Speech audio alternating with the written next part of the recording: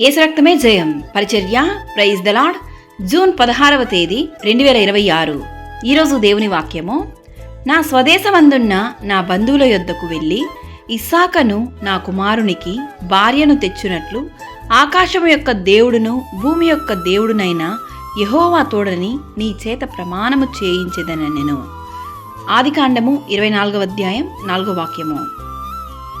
ఈ వాక్యం అబ్రహాము తన విశ్వాస పాత్రుడైన సేవకునికి ఇచ్చిన ఆజ్ఞ.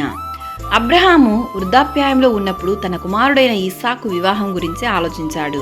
కానాను దేశంలోని విగ్రహారాధకులైన కానానీయుల కుమార్తెలలో నుండి కాకుండా తన స్వదేశమైన తన బంధువులలో నుండి భార్యను తీసుకొని రమ్మని సేవకునికి చెప్పాడు. ఆ సందర్భంలో దేవుడు పలికిన మాటలే ఈ వాక్యం యొక్క వచనం, ఈ వాక్యం యొక్క సారాంశం. దేవుడు తన సంతానమును ఆశీర్వదిస్తానని అబ్రహాముకు వాగ్దానం చేశాడు. ఆ వాగ్దానం నెరవేరడానికి ఇస్సాకు వివాహం కూడా దేవుని ప్రణాళికలో భాగమని అబ్రహాము ఈ అధ్యాయం మొత్తం చూస్తే సేవకుడు ప్రార్థనతో దేవుని నడిపింపును కోరాడు.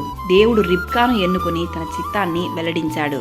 ఈరోజు ఈ వాక్యం వింటున్న ప్రియ సహోదరి సహోదరులారా, మీరును జీవితంలో ముఖ్యమైన నిర్ణయాలలో దేవుని చిత్తాన్ని వెదకాలి. వివాహంలో విశ్వాసం మరియు ఆధ్యాత్మిక అనుకూలతకు ప్రాధాన్యత ఇవ్వాలి. దేవుని వాగ్దానాలపై విశ్వాసంతో నడవాలి.